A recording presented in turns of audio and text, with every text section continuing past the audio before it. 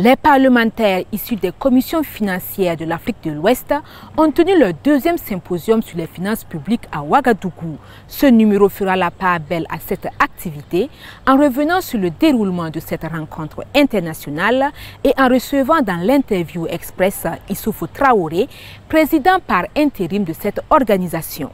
Le sommaire ainsi décliné, Madame, Monsieur, bienvenue à la tribune du Parlement.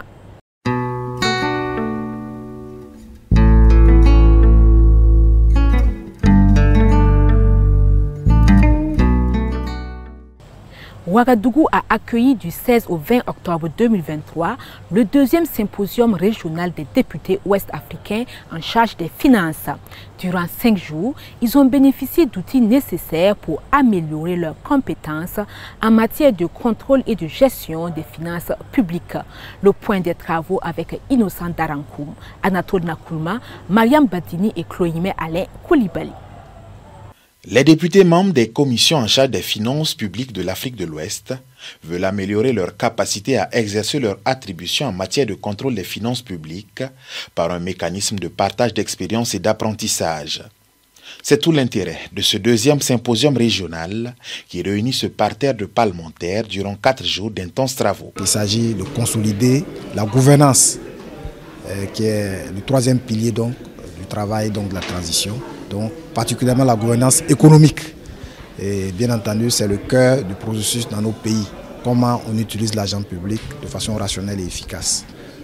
Aujourd'hui, le plus important pour nous, c'est de regarder les pratiques qui marchent dans les autres pays et de voir immédiatement quelles sont celles qu'elle peut appliquer à court terme. Bien entendu, il faudra réfléchir pour voir ce qu'on pourra appliquer à moyen et à long terme. Donc nous allons certainement faire la restitution de ce processus et identifier les actions à court terme, les actions à moyen terme et bien entendu les actions à long terme. Ces travaux ont permis aux participants d'élaborer un plan d'action pour améliorer et assainir la gestion des finances publiques dans leur état respectif. Tous s'engagent à réactualiser les textes de loi qui encadrent le processus de gestion des fonds publics et à améliorer davantage leur collaboration avec les entités de contrôle étatique. Le président de l'Assemblée législative de transition a reçu en audience dans la soirée du mercredi 18 novembre une délégation de Afropak Wapaka. La délégation est venue faire au chef du Parlement le point de leur deuxième symposium qui s'est tenu à Ouagadougou. Les conclusions qui ressortent de cette activité étaient également à l'ordre du jour de cette audience. Le chef du Parlement s'est réjoui de la tenue de cette rencontre internationale dans la capitale burkinabé. En prélude à la 14e édition du Forum national de la recherche scientifique et des innovations qui se tiendra cette année, une délégation du ministère de l'Enseignement supérieur, de la recherche et de l'innovation a été reçue par le président de l'Assemblée législative de transition, par ailleurs parrain de la dite édition. Une audience au cours de laquelle la délégation a fait un débriefing des préparatifs au chef du Parlement, Innocent Darankoum, et Alizeta Nakanabo Kwanda pour le compte rendu. La vision et les objectifs visés par le FERCIT, le Forum national de la recherche scientifique et des innovations technologiques, sont ici déclinés au chef du Parlement, Dr Ousmane Bougouma, parrain de cette édition.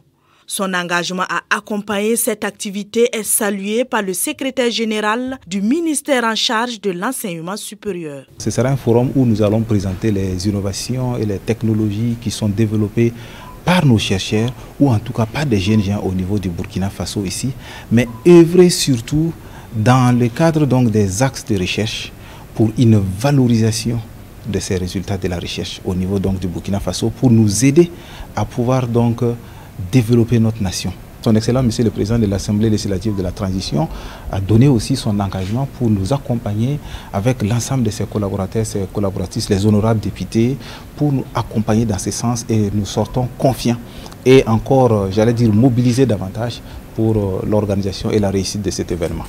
Pour cette 14e édition du FERCIT, le thème est « Défis humanitaires en Afrique, contribution de la recherche scientifique et de l'innovation pour des solutions durables ». Le colloque se tient à partir de ce 24 octobre 2024 et ce jusqu'au 28 pour discuter des enjeux cruciaux et des solutions innovantes pour un avenir meilleur du Burkina Faso. Dans la même veine, le président de l'Assemblée législative de transition, Dr Ousmane Bougma, a patronné le samedi 14 octobre dernier la cérémonie officielle de sortie de la 35e promotion de l'Institut des sciences et techniques de l'information et de la communication ISTIC. Cette cuvée 2023 est forte de 87 impétrants. Retour en images et en son sur cet événement avec Innocent Darankoum et Salimata Gaïla Baro. Ils sont 36 en journalisme, 42 en communication, 8 en technique et technologie des médias et un agent spécialisé en communication prêt à investir le marché du travail. Eux, c'est la cuvée 2023 de l'Institut des sciences et techniques de l'information et de la communication. Nous sommes, j'allais dire, prêts à servir. Au regard de ce que nous avons reçu comme formation, nous pensons également que par le passé, nous avons eu bien d'autres formations. Voilà, je fais allusion à l'université, mais lorsqu'on vient à l'ISTIC, nous avons encore plus de chances à apprendre à travers la pratique. En venant à l'ISTIC, je ne savais pas comment allumer une caméra. Je sors de l'ISTIC aujourd'hui tout en sachant comment manier une caméra, comment monter un reportage, comment tourner même un reportage, et pour moi c'est énorme. Les impétrants ont choisi Ousmane Bougma comme parrain et ont pour nom de baptême patriote. Le chef du Parlement a donc invité ses fioles à refléter leur nom de baptême. Soyez de vrais patriotes, car le vrai patriote s'inquiète non du poste qu'il va occuper dans la patrie, mais du rang que sa patrie doit atteindre parmi les nations. Soyez ces patriotes-là. Je vous souhaite de réussir vos carrières. L'Institut des sciences et techniques de l'information et de la communication ISTIC est la première école de formation en journalisme au Burkina Faso. Elle a été créée en mai 1974 sous la dénomination de Centre d'enseignement professionnel CFP.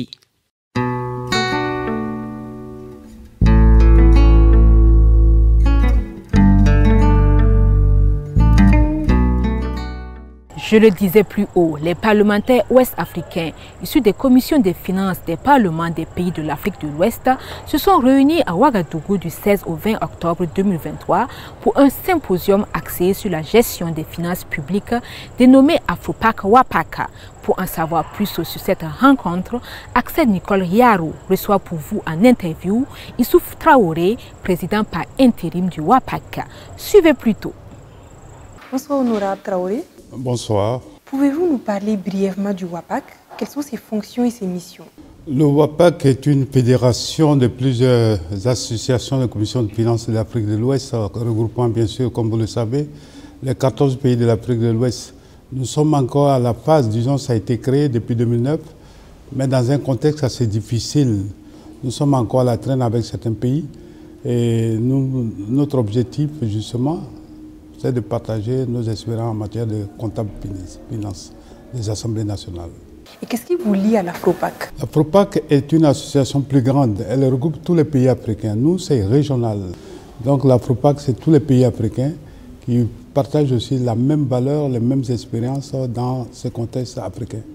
Et le WAPAC, dont vous êtes le président par intérim, bénéficie cette semaine à Ouagadougou d'une formation sur le contrôle des finances publiques.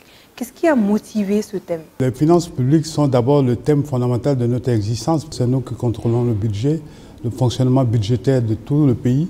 Il est tout à fait normal que nous nous sommes fédérés pour permettre à ce que chaque pays puisse bénéficier des expériences et des exercices des autres pays. Et dites-nous, quelles sont les thématiques abordées au cours de ce symposium et quelle appréciation faites-vous des échanges? Nous avons commencé par des thèmes concernant d'abord comment est-ce qu'il faut bien gérer le budget, la gestion du budget et quel rôle le parlementaire doit jouer dans la gestion de ce budget, dans la confection du budget, dans l'exécution du budget et bien sûr regarder un peu les lois de règlement et tout ça. Donc nous sommes venus ici pour partager nos expériences d'abord sur la conception du budget. Deuxième chose, nous parlons des contenus, des différents contenus, que ce soit la comptabilité, le rapport entre l'Assemblée nationale et la Cour des comptes, bien sûr, et ce qui permet de voir un peu ce qui se fait dans chaque pays et à quel niveau nous nous situons. Quelles sont les perspectives et les attentes envisagées après cette rencontre internationale? Nous avons pour intention que tous les parlementaires vraiment sont imprégnés de cette formation puissent mettre ça au profit de leur pays. Notre objectif, c'est le suivi. D'abord la formation, le suivi, puis l'applicabilité. Donc plusieurs formations peuvent se faire dans une année. Est-ce que vous avez un dernier mot? D'abord, c'est de remercier le partenaire technique et financier, bien sûr. L'objectif de la mise en commun de nos synergies, c'est pour permettre que l'Afrique soit vraiment efficiente dans tout ce qui est concernant la collaboration entre les Africains. Alors, c'est la fin de cette interview express. Merci d'avoir répondu à nos questions. C'est moi qui vous remercie.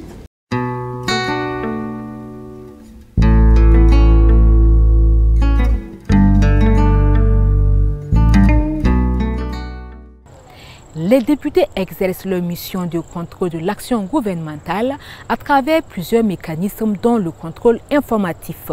Le vocable de ce jour se penche sur les questions écrites qui constituent un volet du contrôle informatif.